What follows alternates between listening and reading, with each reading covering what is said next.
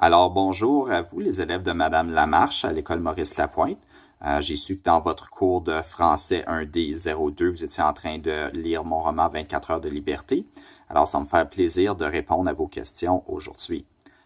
Donc, votre première question, est-ce que certains des événements dans le roman sont basés directement sur votre vie personnelle? Si oui, lesquels? Non, il n'y a rien qui est basé 100% sur ma vie personnelle. Je n'ai pas vécu les mêmes aventures que Sébastien. Toutefois, il y a des traces de moi, je dirais, dans le roman. Par exemple, Sébastien, c'est un bon garçon, puis moi aussi, je suis un bon garçon. Je l'étais en tant que jeune, je suis toujours en tant qu'adulte. Donc, il y a ce côté-là qui est véridique. Il y a certains des endroits que Sébastien va visiter aussi. Quand il est question d'université, par exemple, l'Université d'Ottawa, ben moi, j'ai étudié là. Donc, il y a des morceaux, si on veut, de moi parsemés ici et là dans le roman. Toutefois, c'est de la fiction. Votre deuxième question, pourquoi avez-vous choisi d'écrire au sujet des adolescents? Ben, il y a beaucoup de livres qui existent pour les enfants, puis il y a beaucoup de livres qui existent pour les adultes. Puis on dirait qu'entre les deux, il n'y en a pas autant, surtout en français. Puis étant aussi enseignant, je me suis dit, ben, ça peut être intéressant d'offrir quelque chose à une clientèle que je connais. Je connais des adolescents, je travaille avec eux depuis de nombreuses années. Donc, c'était pour ça que je voulais écrire à propos des adolescents, parce que comme ça, ils vont se reconnaître dans ce qu'ils lisent.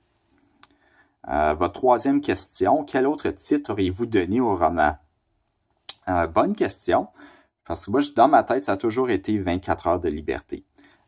Toutefois, je sais qu'à la maison d'édition, on m'avait proposé de changer le titre pour que ça soit plus accrocheur ou pour convoquer un autre message.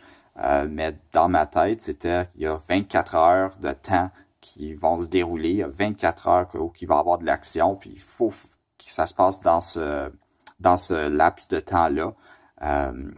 Sinon, ben, si je devais absolument changer le titre, peut-être que j'ai opté pour je sais pas, l'aventure de Sébastien. Mais je pense que c'est pas aussi bon, il me semble, que 24 heures de liberté. Mais si vous autres avez des suggestions pour des titres, n'hésitez pas à nous communiquer. Je serais curieux d'entendre vos choix.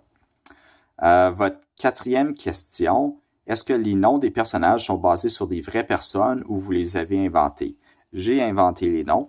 Il y a des personnages qui ont été des noms de famille ou des prénoms de gens que je connais, mais c'est pas basé sur ces personnes-là. C'est juste des fois, je me dis, ben ce nom-là, je l'aime, puis il me semble que je prendrais ça pour un personnage. Mais autrement que ça s'arrête là. Votre cinquième question, quel âge avez-vous? Donc, j'ai 33 ans. Je pense pas que ça apporte grand-chose avec l'étude du roman, mais c'est ça mon âge. Sixième question. Est-ce que vous avez encore de l'inspiration pour un prochain roman? Absolument. J'en ai un troisième roman qui va sortir en février. J'ai déjà écrit un roman que j'espère qu'il va sortir en 2019 et j'ai à peu près à mi-chemin de terminer la rédaction d'un roman qui pourrait peut-être sortir en 2021 si tout va bien. Puis j'ai encore peut-être, je dirais, une liste, au moins une dizaine d'autres scénarios de futurs romans. Donc, au point de vue des idées, ça va assez bien.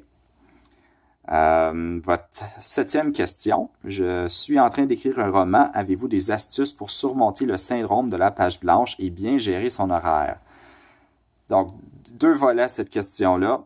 Point de vue de la page blanche, faut écrire. Peu importe qu'on soit bloqué ou pas, on écrit quelque chose, puis on le laisse reposer un peu. Puis à un moment donné, on va revenir, on va relire. Peut-être qu'on se dit, c'est horrible cette affaire-là, puis on l'enlève. Peut-être qu'on trouvait que finalement, c'était pas si mauvais que ça. Ou juste en écrivant, des fois, on a d'autres idées qui nous viennent. Je dirais que c'est important d'avoir quelque chose à regarder, que ce soit on va au bord de l'eau, ou on s'installe dans un parc, ou au moins à la maison, on s'installe devant une fenêtre, on regarde par l'extérieur. Des fois, il peut y avoir une voiture qui passe ou un oiseau ou n'importe quoi ça va nous inspirer un peu. Je pense que ça, c'est important.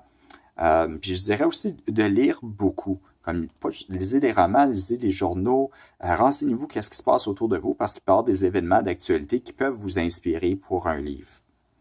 Et le deuxième volet de cette question-là, c'était comment bien gérer son horaire. Ça, c'est moins évident. Je peux vous dire que ma première tentative pour écrire un roman, J'étais élève en 8e année, puis j'ai commencé un roman, puis ça m'a pris 10 ans pour le finir. Donc, évidemment, je ne gérais pas très bien mon temps à ce moment-là. Toutefois, j'ai appris par la suite que moi, je devais cibler un temps de l'année pour écrire. Pour moi, c'est l'été, puis j'ai plus de vacances à ce temps-là. Et cibler même un temps de la journée. Je suis plus productif le matin. Donc, j'ai mon horaire que le matin, normalement, de 8h à 10h, je m'assois à l'ordinateur et j'écris. Ça se peut que je dépasse un petit peu le 10 heures, mais normalement, ça va être à chaque jour pendant mes vacances estivales. Puis c'est ça, faut que je le fasse. Puis je me dis, pendant ces 2 heures-là, je dois écrire au moins 5 pages à l'ordinateur. Puis si mon 5 pages n'est pas fait, ben je continue. Puis ça, c'est ce que je fais pour gérer mon horaire. Quand ça vient à la révision, en relecture, ben là, des fois, l'édition, ça va changer. Là. Mais au point de vue de l'écriture comme telle, j'essaie de suivre cet horaire-là. Alors, j'ai terminé de répondre à vos questions que vous m'avez envoyées. Je sais que vous êtes en plein cours de lecture. Il vous reste à peu près la moitié du livre à lire. Donc, j'espère avoir d'autres questions de votre part ou de la rétroaction un peu plus tard. Et sur ce, je vous souhaite une bonne fin de journée. Au revoir.